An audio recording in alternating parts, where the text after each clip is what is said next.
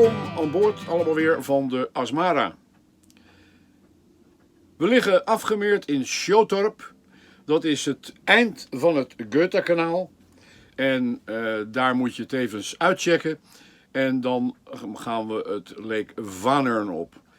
Als we het Lake Vänern gedaan hebben, daar gaan we eerst wat zuidelijker en gaan we naar Mariestad. Daar blijven we een nachtje liggen.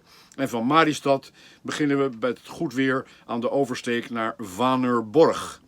Dat is het beginpunt van het Trollhättekanaal. En dat Lake Vänern moet je toch wel met enige toch wel in acht nemen. Want het is 6 keer groter dan het IJsselmeer en het kan er ook behoorlijk spoken. Maar goed, ik had mazzel. Dus vanaf Vänersborg vaar ik dan verder in de richting van Trollhätte.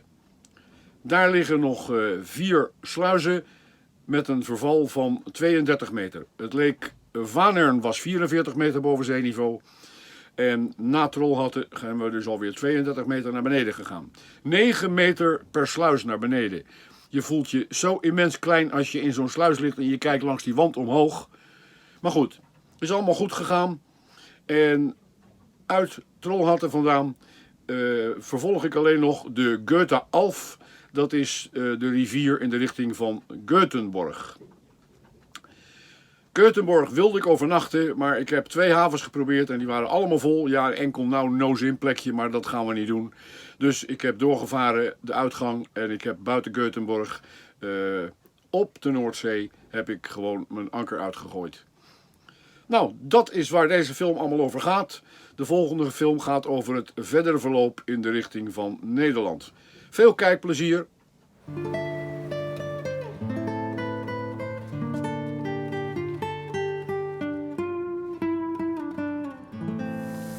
Sjotorp. Wachten voor de ene laatste sluis. Dan zijn we op het meer Vatern.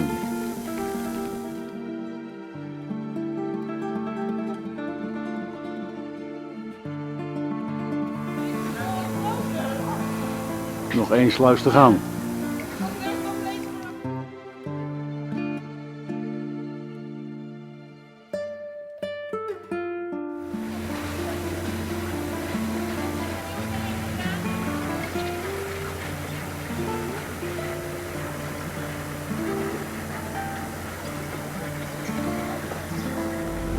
Zo, we hebben Sjotorp en het Götakanaal nu echt achter ons gelaten.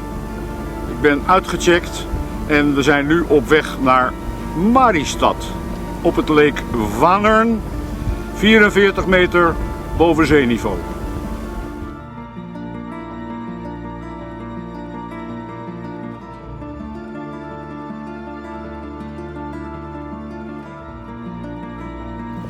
Mooie luchten, witte kumeltjes, wind west 2 tot 4. Wat wil een mens nog meer? Was elke trip maar zo op groot water.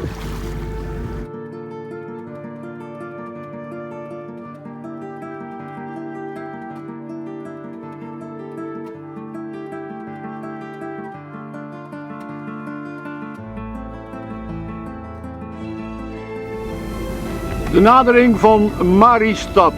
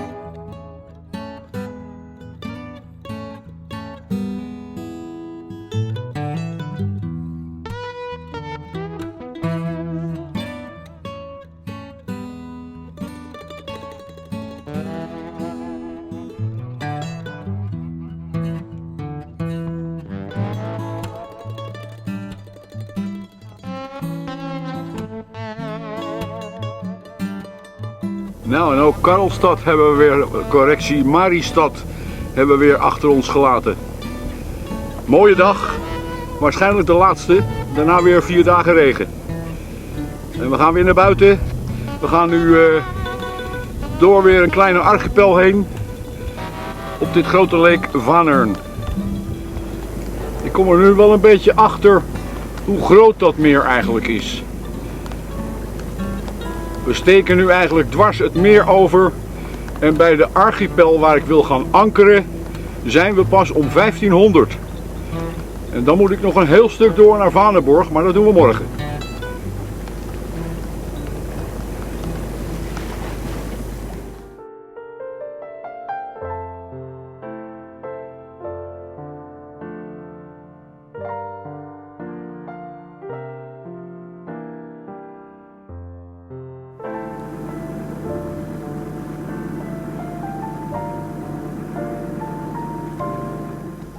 This is my island in the sun.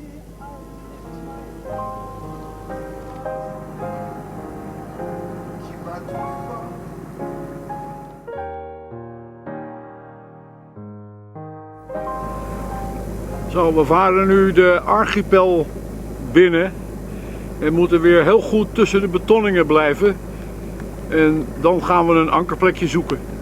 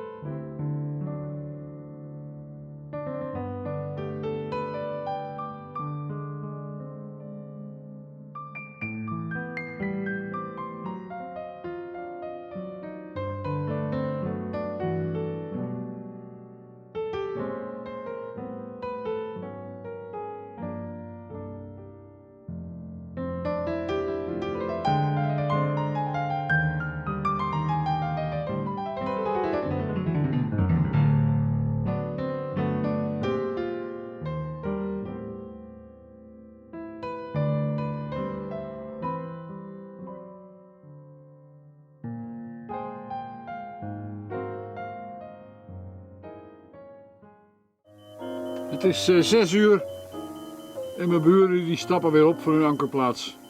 Die houden het weer voor gezien. Ik weet niet waar ze naartoe gaan, maar dat boeit me ook niet.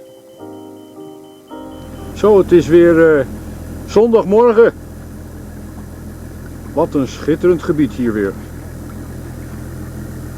Dat is een van de laatste archipellen waar we nog doorheen komen. Als we hier uit zijn, dan is het één rechte lijn naar Vanersborg.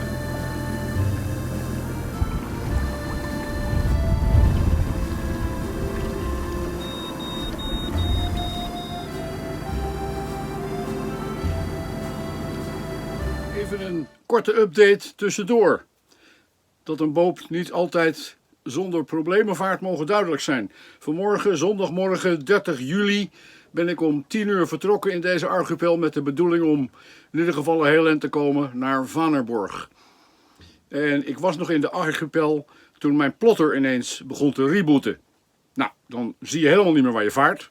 Dat is heel vervelend. Zeker als je in zo'n archipel vaart waar je echt op de boeien moet varen. Die ging weer aankomen. Dan duurt het weer een tijd voordat hij alle GPS'en weer gevonden heeft. Maar hij bleef, ondanks dat hij 10 GPS'en had, kon hij er geen verbinding mee maken. Dus ik heb het ding weer opnieuw opgestart. In die tussentijd heb ik besloten om niet zee op te gaan. Want zonder plotter en zonder kaart weet ik niet waar ik vaar. Dus ik wist dat er hier vlakbij een plekje was die ik al had uitgekozen om eventueel te gaan ankeren. En daar kwam ik nu langs. Dus ik ben dat baaitje ingevaren en gelukkig lag daar nog een zeilboot. Dus dat gaf me een beter gevoel dat ik, omdat ik nu blind voer, ik kon dus niet meer zien waar ik voer. Dus rotsen onder water en al dat soort dingetjes meer. Maar het was goed en ik kon alleen mijn dieptemeter in de gaten houden. En op het moment dat ik op 3 meter water zat, heb ik mijn anker uitgegooid. En dacht ik, en nou gaan we eerst de problemen oplossen. Want anders dan komen de brokken. Nou, plotter opnieuw opgestart. En toen vond hij wel weer alle GPS. Ik denk nou, maar ik had amper nog mijn motor uitgezet. En ik hoorde nog een pomp lopen. Ik denk, een pomp lopen, hoe kan dat nou? Dus ik luister nog een keer, nou, daar loopt een pomp. Nou, ik zoeken. Nou heb ik in mijn watertank ook een soort bilgpomp gemonteerd ooit. En daar kan ik dus met een systeempje, met een paneel, kan ik de watertank leegpompen naar buiten. Dus ik denk, nou, die misschien. Dus ik bij het paneeltje zit zo'n zekering in met zo'n sleufje die een kwartslag moet draaien en dan eruit. Nou, krijgt die zekering met geen mogelijkheid eruit. Maar die pomp die bleef maar lopen. Ten einde raad het paneeltje eraf geschroefd, de voedingsdraad doorgeknipt, maar de pomp bleef nog lopen. Ik denk, potverdomme, dat was dus deze pomp niet. Dus ik kijk naar mijn watertank en die had ik opgevuld en die stond ineens op half. Ik denk, verdomme, het is mijn waterpomp. Dus ik weer als de wiede weer ga, mijn vloer opengemaakt, naar beneden kijken en ja hoor, daar spoot het water in de ronde en inmiddels lag er al 600 liter water in mijn billig.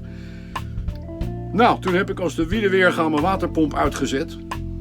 En heb ik het eerst de hele boel een beetje laten drogen, want ik kreeg andere elektrische problemen ook, want het spoot over de elektrakabels heen. Uiteindelijk, na een tijdje ben ik gaan kijken wat aan de hand was, bleek er een slang van het waterfilter helemaal afgeschoten te zijn. Dus de waterpomp die kreeg geen tegendruk meer en bleef gewoon de tank leeg pompen. Nou, gelukkig is nu alles weer onder controle. De billig is weer leeg gepompt. De waterpomp doet het weer. Dus ik blijf nu lekker liggen en morgen weer verder. Tot zover.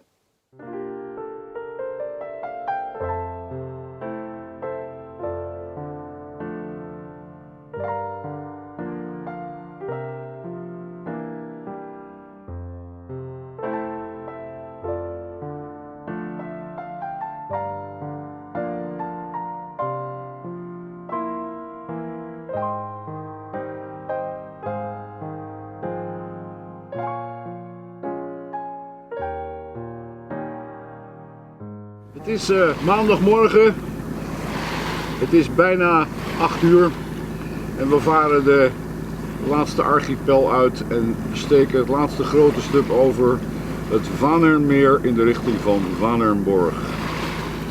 Het volgende probleem heeft zich alweer aangediend. Mijn accu blijkt het niet langer vol te houden dan tot 71% en dan geeft hij al een onderspanning van 10,5 volt. Dus vermoedelijk is er ook een accu overleden. Kunnen we er ook nog wel weer bij hebben. Verwachte aankomst Wannerborg 1500. Nou, het lijkt erop dat we met z'n tweeën zijn op dat grote meer.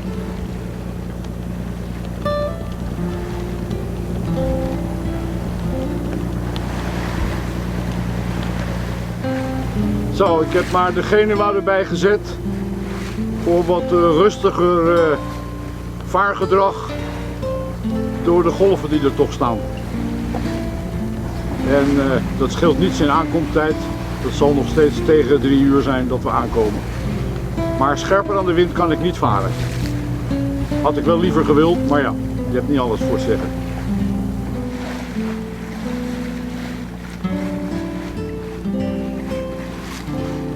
Zo, we zijn eindelijk van het grote meer af. Het was toch wel een heel eind, 3 dagen varen over dat meer.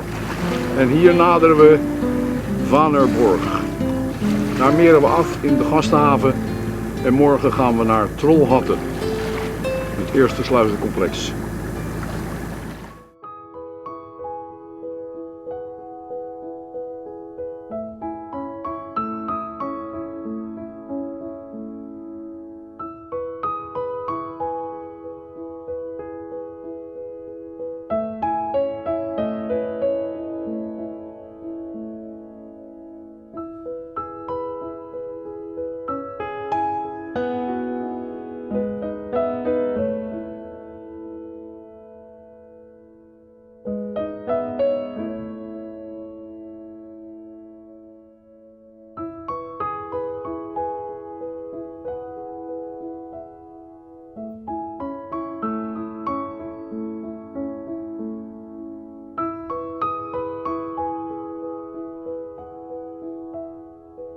naar Trolhatten. 9 uur.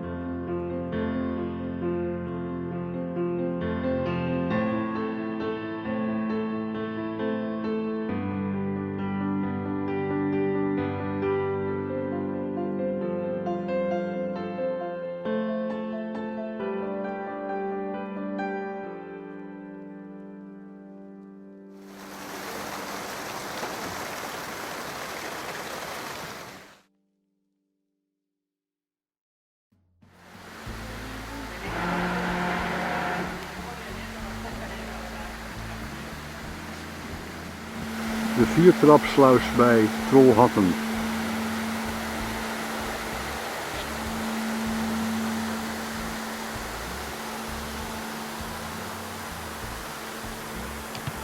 En dat is trap nummer 2 en daar verderop nummer 3.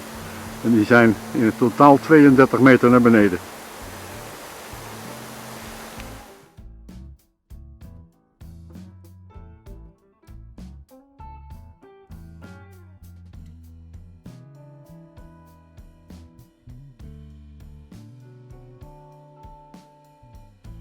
Och pappersbruk som tidigare utnyttjade vattnets kraft.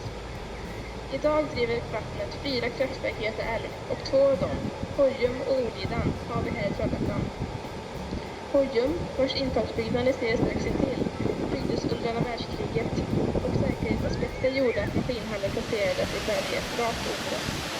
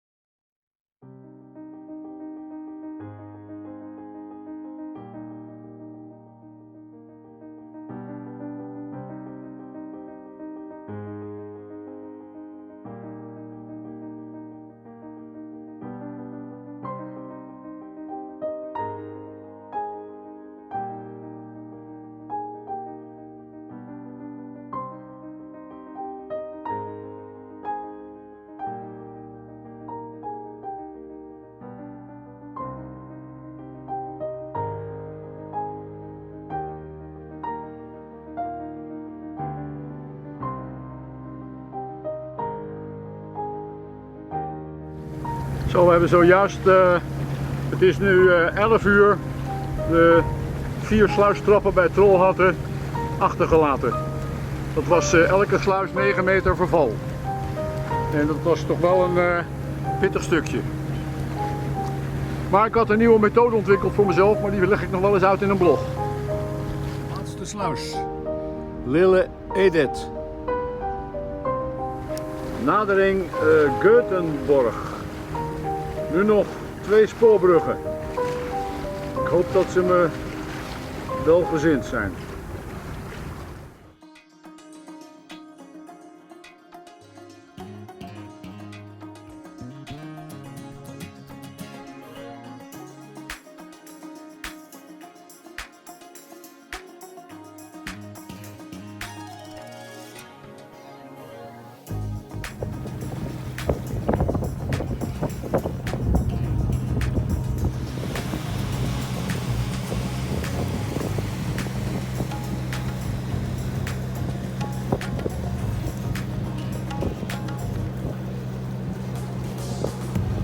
Ja, lieve mensen, dit is dan weer het einde van video nummer 17. Nou, we hebben nu echt het hele spektakel van Götakanaal, Trollhättekanaal achter ons gelaten.